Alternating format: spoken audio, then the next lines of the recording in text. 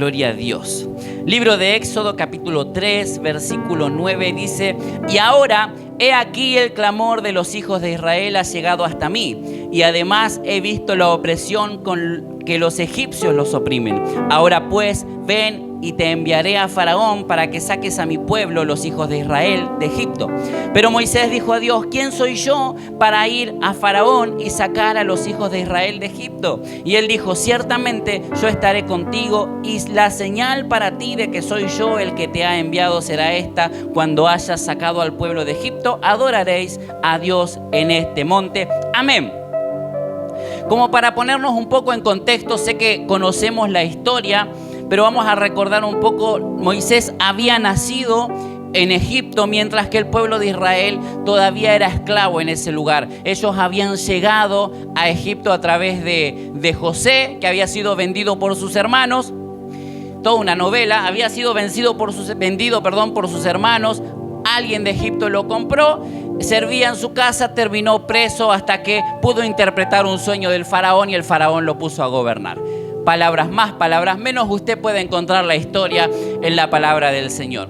Muchos años después se ve que la historia de José no fue pasada de generación en generación como debió ser pasada, y el faraón que estaba en el tiempo que nació Moisés no conocía a José, no sabía quién era José, no le importaba al pueblo de Israel más para que le sirvan y que construyan sus cosas que él quería construir. Entonces dice la Biblia que este faraón no conocía a José y veía que el pueblo de Israel crecía cada vez más en número y tenía miedo de que en algún momento se den cuenta de que eran muchos, que se le amotinen y que levanten guerra en contra de Egipto, y seguramente los iban a vencer porque eran muchísimos. Ahora el asunto está en que Israel nunca se dio cuenta que era capaz de hacer eso, pero eso es para otro día igual. Entonces dice la Biblia que él, como para controlar un poco la población de Israel, dijo: vamos a matar a todos los que nazcan varones, a todos los bebés que nazcan varones, mátenlos. Ni bien nacen, les dio orden a las parteras que cuando nazca un hijo varón, que le den muerte, para que el pueblo de Israel no se siga propagando como un virus dentro de Israel y que no crezca demasiado. Ahora, las parteras, por temor a Dios, dijeron: no vamos a hacer tal cosa, no vamos a matar a los niños. Y le decían a los egipcios: no, lo que pasa es que las mujeres de los hebreos son más fuertes, son más grandes, entonces ellas dan a luz antes de que las parteras lleguen, entonces no podemos hacer nada. Siguió insistiendo el faraón con esto, y en un momento dado, entre estos niños que se salvaron estaba Moisés. Llegó un tiempo en que la mamá de Moisés ya no lo pudo ocultar más, lo metió dentro de una canasta, lo metió en el río Nilo y fue encontrado por la hija del faraón. Entonces Moisés crece como un egipcio, crece dentro de la cultura egipcia, pero no solamente así, sino que crece siendo el nieto del faraón, siendo un príncipe dentro de Egipto, con una posición, con un nombre. Ahora,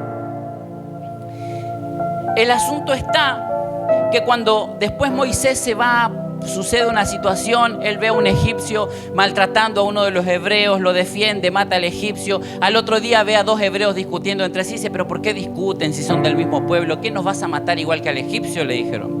Entonces, al sentirse acusado, al sentirse expuesto, él huye de Egipto, termina en Madián, allí conoce a su esposa, tiene hijos en aquel lugar, comienza toda una vida nueva y dice: bueno, ya fue Egipto, ya fue Israel, ya fue todo, ahora soy un madianita. Estoy acá en este lugar y nos vamos a quedar en este lugar. Entonces él dice que en un momento estaba apacentando las ovejas de su suegro y a lo lejos ve una zarza que se estaba prendiendo fuego, pero lo loco era que se prendía fuego y no se consumía, solamente era fuego. Y dijo: vamos a ver qué onda en aquel lugar, porque esto es muy raro. No puede ser que esté prendida fuego en medio del desierto, que hace mucho calor, pero que no se esté consumiendo. O sea, estaba bien que esté prendida fuego, es algo común que las zarzas se prendan fuego en el desierto por el calor que hace, pero que no se consuma era raro. Entonces él llega a ese lugar y nos encontramos con el texto que acabamos de leer. El Señor le dice: Moisés, yo quiero que vayas a Egipto, que vas a liberar a mi pueblo. que vas a liberar a Israel, vas a liberar a tus hermanos que están allá. Y Moisés dijo, ¿quién soy yo para liberar a Egipto? Moisés no podía creer que Dios podía usarlo a él para semejante tarea. Ahora, Moisés, como dije hace un rato, creció entre los egipcios. Él sabía acerca de Dios, pero no tenía una relación con Dios. Él sabía de Dios lo que escuchó, sabía de Dios lo que leyó, pero no tenía una relación personal con Dios. Y el problema está en que cuando vos no tenés una relación con Dios, no importa de la forma que Dios te hable, no le vas a creer. Porque no te vas a ver capaz de que Dios pueda hacer algo con vos, por no tener una relación con Dios. Ahora alguien me puede decir, pero pastor, yo oro todos los días, yo leo la Biblia todos los días, y déjame decirte que hablar con alguien todos los días no te hace tener una relación. Vos podés hablarle al Señor todos los días de tu vida y eso no hacer que vos tengas una relación con Él. Alguien con quien te relacionás es alguien con quien conoce tu intimidad, alguien que sabe tus situaciones, alguien que sabe tus problemas, que sabe tus debilidades, que sabe todo de vos. Esa es una persona con quien vos tenés relación. Alguien a quien le hablás todos los días y que muchas veces no nos interesa lo que nos quiera decir, porque nuestras oraciones la mayoría de las veces son: Señor, necesito, quiero, te pido, Padre, amén. Y nunca está la parte en la que Dios me quiere hablar. Entonces, no conocer la voz de Dios, no tener una relación con Dios, hace que no puedas creer lo que Él te pueda decir. Que le hables todos los días no hace que tengas una relación. Imagínate que yo tendría una relación con Claro, que me llama todos los días y no le interesa lo que yo le pueda decir. Claro me dice: yo quiero que compres un plan, yo quiero que te pases a nuestra compañía, y no le interesa lo que yo diga, pero todos los días están llamando. Y no por eso tenemos una relación con Claro, aunque casi ya le conozco las voces a todas las operadores. Pero no por eso tenemos una relación. Nosotros podemos orar todos los días porque somos cristianos y el cristiano tiene que orar. Y eso no hace que yo me relacione con el Señor. Entonces tenemos una iglesia que por años le han dicho: todas las noches antes de dormir tenés que orar, todas las mañanas cuando te levantás tenés que orar, pero nunca han aprendido a conversar con el Señor.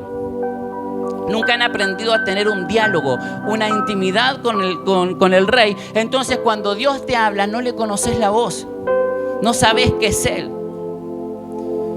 Y Dios le estaba diciendo a Moisés: yo te voy a usar para que vayas allá y liberes a tu pueblo, liberes a Israel.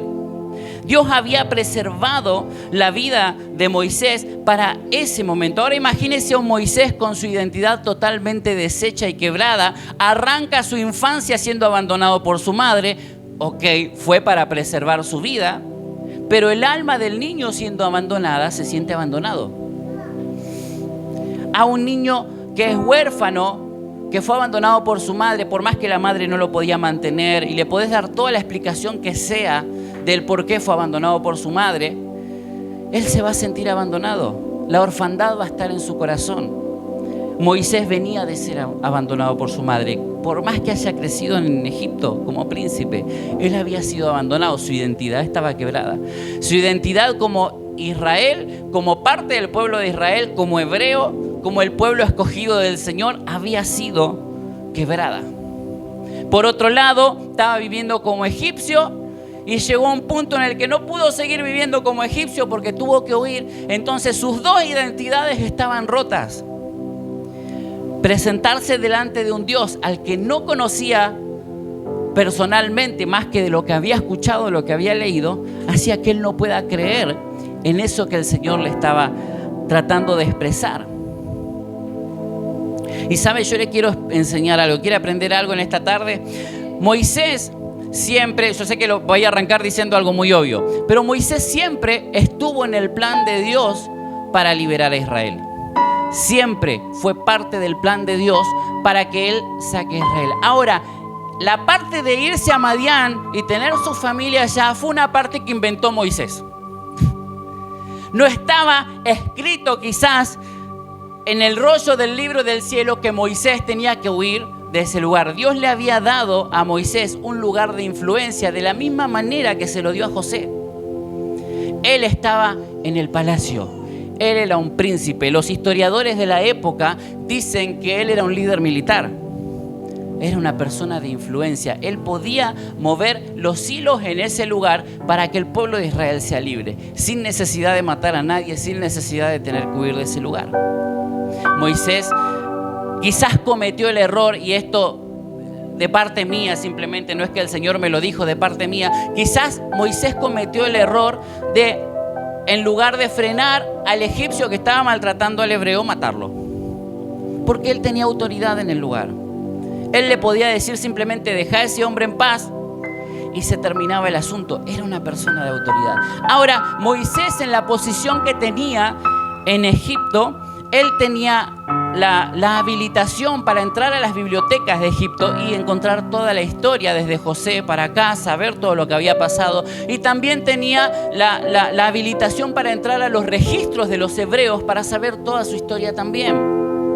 Él sabía quién era y sabía de parte de que Dios lo estaba usando en ese lugar. ¿Cómo sabemos esto? En el libro de los Hechos, en el capítulo 7, mientras que están atacando a Esteban, Esteban en un momento da un discurso y empieza a tratar de explicar por qué necesitaban recibir al Señor, y viene contando toda la historia, y en un momento pasa por Moisés, y hay algo acá que me llamó muchísimo la atención, que está a partir del versículo 23, hablando de Moisés. Esteban dice: pero cuando iba a cumplir la edad de 40 años, sintió en su corazón el deseo de visitar a sus hermanos, los hijos de Israel.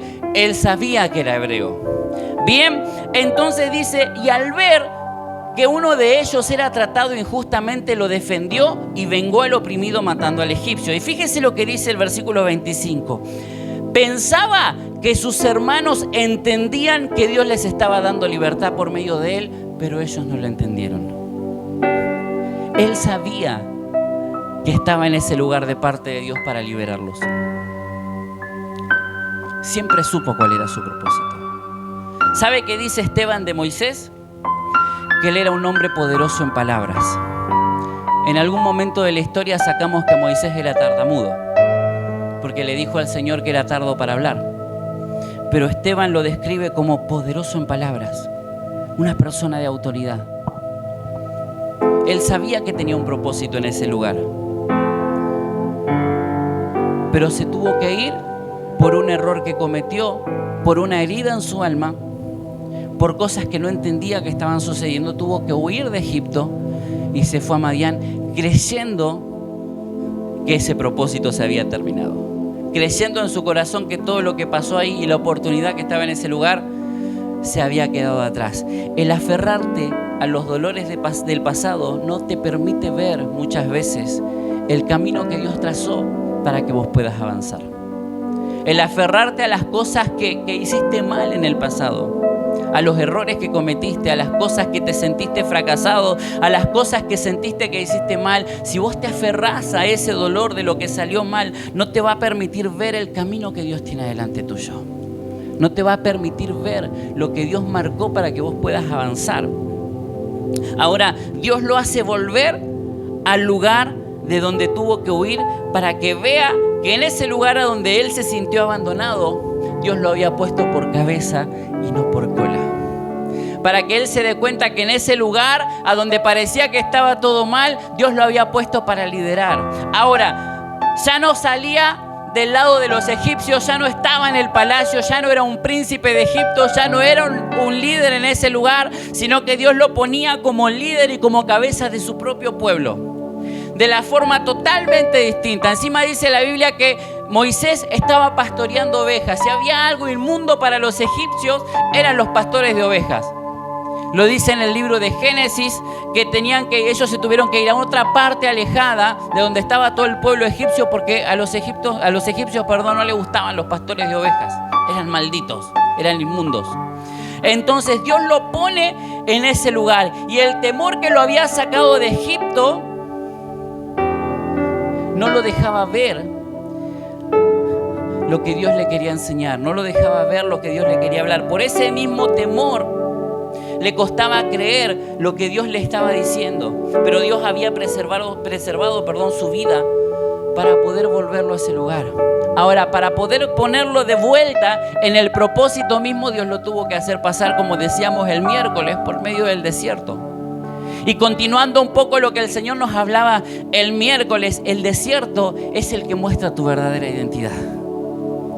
Es el que marca verdaderamente quién sos, porque en medio de la prueba, en medio de la dificultad y en medio de todo, no te queda otra que ser la persona que Dios formó.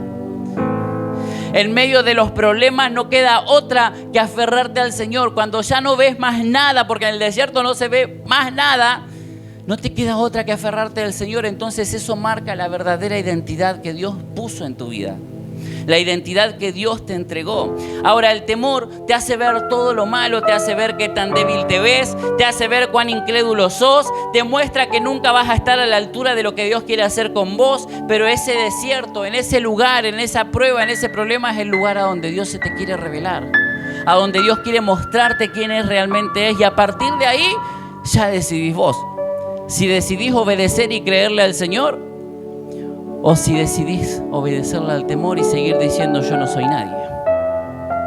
¿Quién soy yo, Señor, para ir a liberar a Egipto? Ahí estaba la decisión. Señor, te voy a obedecer. O voy a seguir diciendo yo no soy nadie, porque me da miedo avanzar.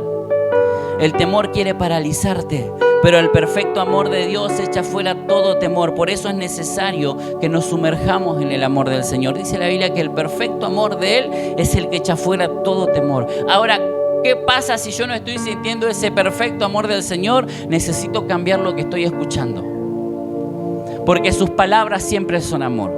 Lo que viene de parte de Dios siempre viene con amor. Aun cuando el Señor te tiene que reprender o te tiene que exhortar o te tiene que enseñar, siempre sentís el amor de Dios en todo lo que Él hace. Si no estás pudiendo sentir ese perfecto amor en medio de las dificultades, es porque estamos escuchando una voz que no tenemos que escuchar. Es porque nos estamos alimentando de algo que sigue hablándonos del temor, que nos sigue hablando de las derrotas.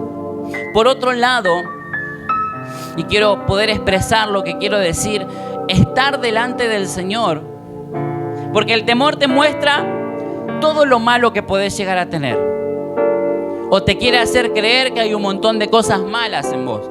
Siempre te va a marcar las debilidades, siempre te va a marcar los defectos. Eso es el temor. Ahora, por otro lado, presentarte delante del Señor muchas veces te va a hacer que te sientas indigno de estar delante de Él, pero porque es Dios. Ahora, ¿cuál es la diferencia entre una y otra?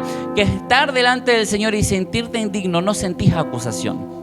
No sentís que Dios te acusa. No sentís que Dios viene a mostrarte todo lo malo, sino que sentís el privilegio de poder ser usado por el Señor. Y en ese momento es donde vos te das cuenta de que no es por la capacidad que puedas tener, no es por la capacidad que pueda haber en vos, sino por lo que Dios ha puesto en vos de sí mismo.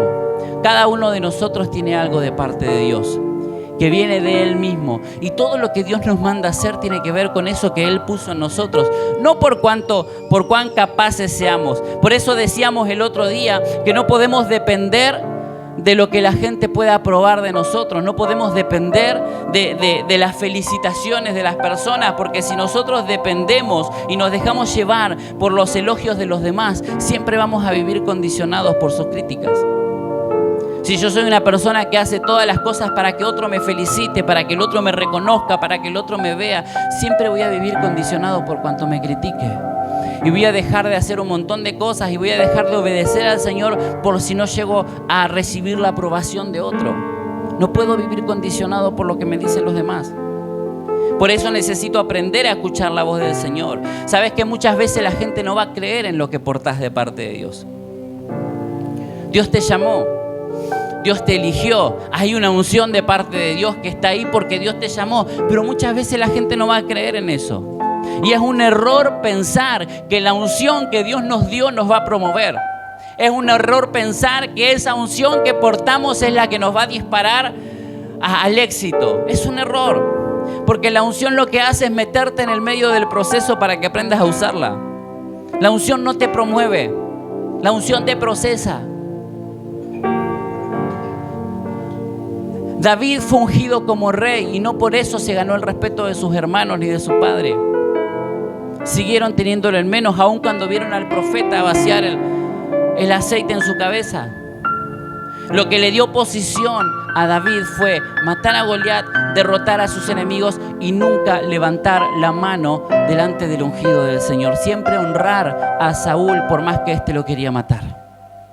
Eso fue lo que le dio posición a David, no el aceite, no la unción. La unción le sirvió para todo lo que tenía que hacer, pero no fue lo que le dio respeto, autoridad. No fue eso, sino humillarse delante del Señor. Eso fue lo que posicionó a David. La unción te lleva a humillarte para que puedas ser exaltado por el Señor. Quizás hoy no ves esa unción en tu vida, pero si Dios te escogió, esa unción está ahí. Si estás en este lugar, esa unción está ahí. Si Dios te llamó en algún momento, esa unción está ahí. Y si por ahí estamos pasando por esa parte en la que solo vemos lo que falta, estamos por ahí atravesando una parte de nuestra vida en la que vemos que las cosas no funcionan, y muchas veces nos comparamos con otras personas que a nuestros ojos o a nuestro criterio tienen más capacidad. Tenés que saber que nunca va a ser por la capacidad que tenemos. Nunca va a ser siquiera por los dones que podemos tener. El Señor nos ha dotado de dones a todos nosotros. Cada uno de nosotros tiene dones de parte del Señor que tiene que activar, que tiene que descubrir y que tiene que comenzar a usar. Todos hemos sido dotados por dones, pero nunca va a ser por los dones que tengamos. Siempre va a ser por la gracia y por la misericordia del Señor y por aprender a humillarnos delante del Señor y decirle: ok, Señor, heme aquí. Señor, acá estoy. Por aprender a humillarme delante del Señor, eso es lo que nos va a llevar a cumplir el propósito de Dios. Por eso necesitamos aprender a vernos como Dios nos ve. Por eso necesitamos aprender a mirarnos como el Señor nos mira. ¿Saben qué? Hay una cosa que siempre me llamó la atención de esta conversación entre Dios y Moisés, y es que cuando Moisés le dice: ¿quién soy yo, Señor, para que me envíes a liberar a este pueblo? Dios nunca le contestó esa pregunta. Dios no le dijo: no, lo que pasa, Moisés, es que a vos te conocen, ya sabés cómo se mueve el faraón. No le dijo nada al Señor. El Señor le dijo: vas a ir porque yo estoy con vos, no por quien vos seas. Es porque yo estoy ahí, porque yo voy a estar, porque yo estoy con vos, le dijo el Señor. Dios no necesita explicarte quién sos. ¿Sabes por qué no necesita explicarte quién sos? Porque Dios sabe que si te envió es porque sos la persona más correcta que hay en todo el mundo para hacer eso. Dios no necesita darte más explicaciones. Dios usa a la persona que tiene que usar porque sabe que es la persona justa. Dios no te tiene que explicar porque Él ya sabe quién sos. Vieron que hay una etapa en la vida de los niños entre los 2, 3, 4 años en que les arranca el porqué de todo y te preguntan: ¿por qué sos mi mamá? ¿Por qué soy tu hijo? Y vos no le explicás toda la biología y la genética para decirle por qué es. Vos sos mi hijo porque yo soy tu mamá y se acabó la conversación. Como cuando te preguntan qué hay de comer, comida. No sos de dar explicaciones. El Señor no necesita explicarte quién sos cada vez que te manda a hacer algo, o las capacidades que tenés cada vez que te envía a hacer algo. Él te dice: lo vas a poder hacer porque yo estoy ahí. Si yo te mando es porque vos podés hacerlo, y vas a poder porque yo estoy ahí. En el capítulo 5 de Lucas podemos ver a Simón, quien luego sería Pedro. Después de ver el milagro de la pesca milagrosa y toda esa historia que ya conocemos, le dice: apártate de mí, Señor, porque soy hombre pecador. El estar delante de la presencia del Señor expuso su corazón, expuso quién verdaderamente era Él. Y el Señor, lejos de acusarlo, lejos de seguir conversando acerca del pecado, no vino Jesús y le dijo: sí, ya sé, Simón, se siente el olor a pecadete en vos ahí. No le dijo eso, le dijo: a partir de ahora vas a ser pecador de hombres. A partir de este momento vas a ser otra persona. Sos un pecador, seguramente, pero a partir de ahora vas a ser un pescador de hombres. A partir de ahora vas a cumplir otro propósito, y lo llamó a que sea uno de los suyos. ¿Quién era Simón? no determinó quién luego iba a ser Pedro. Quién era Simón en el momento que se encontró con el Señor no determinó quién iba a ser Pedro después. Pedro fue la primera persona que fue a llevar el evangelio a los gentiles cuando fue a la casa de Cornelio. Y a partir de ahí caímos todos nosotros para la gloria del Señor. Entramos todos en el propósito. Su pecado no determinó lo que él iba a hacer para el Señor después. Quizás hoy no te ves de la mejor manera. Quizás no puedas comprender lo que Dios te ha dado y quizás te veas muy lejos de cumplir el propósito del Señor. Pero si Dios te llamó, hay algo que depositó adentro tuyo. Si Dios te llamó es porque sabe que sos la persona más capaz para la tarea. Si Dios te llamó es porque sabe que con Él podés hacer cualquier cosa. Lo que hiciste antes no va a determinar lo que Dios quiere manifestar.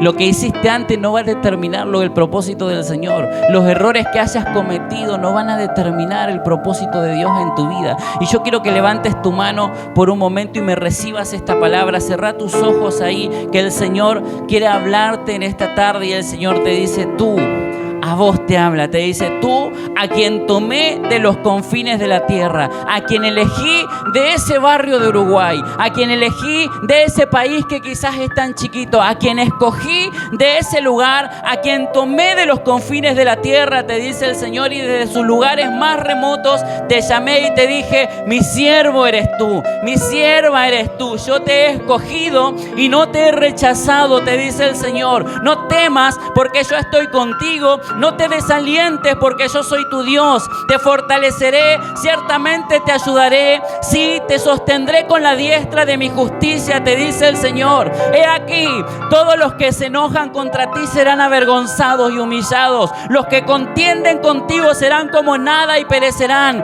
Buscarás a los que riñen contigo, pero no los hallarás. Serán como nada, como si no existieran los que hacen guerra contra ti, porque yo soy el Señor tu Dios, que te sostiene con su diestra, que te dice: no temas, yo te ayudaré. No temas, te dice el Señor. No temas a lo que ves a tu alrededor. No temas a lo que estás pasando hoy. No temas si no ves la respuesta. Yo te ayudaré, dice el Señor, y te sostendré con la diestra de mi justicia. Dale un aplauso fuerte al Rey de Reyes.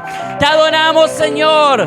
Te exaltamos, Jesús. Ponete de pie en esta tarde.